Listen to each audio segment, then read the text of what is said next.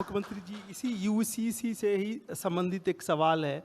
उत्तराखंड पहला राज्य है, आपने जैसा कि बताया, जिसने यूसीसी लागू किया। क्या अब आपको लगता है कि वो समय आ गया है कि यूसीसी पूरे देश में लागू हो?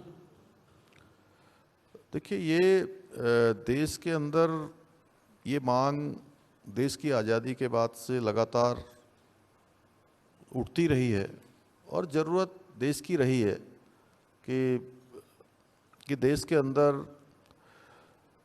एक विधान होना चाहिए, देश के अंदर एक निशान होना चाहिए और देश का एक प्रधान होना चाहिए।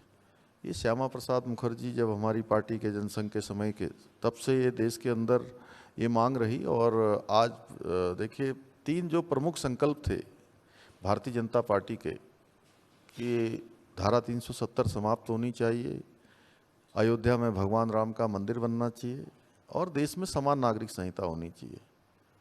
तो धारा 370 समाप्त हो गई है, भगवान राम का भव्य दिव्य मंदिर बनकर तैयार हो गया, प्राण प्रतिष्ठा भी हो गई और समान नागरिक संहिता की शुरुआत देवभूमि उत्तराखंड से हो गई है।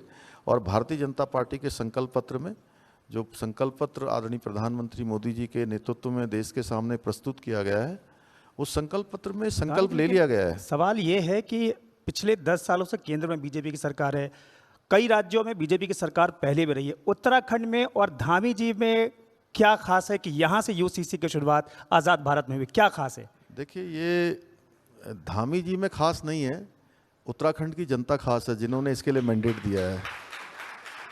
और हमने उत्तराखंड की जनता के समक्ष ये संकल्प अपना रखा था 2022 के आम चुनाव में कि नई सरकार गठित होगी तो हम समान नागरिक संहिता का विधेयक यहाँ पर लाएंगे।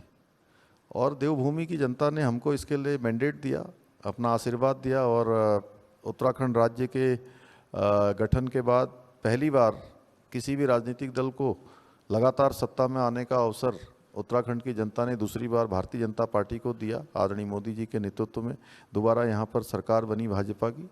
तो हमने जो संकल्प लिया था वो संकल्प हमारा पूरा हुआ, हमने जो वायदा किया था वो वायदा पूरा हुआ।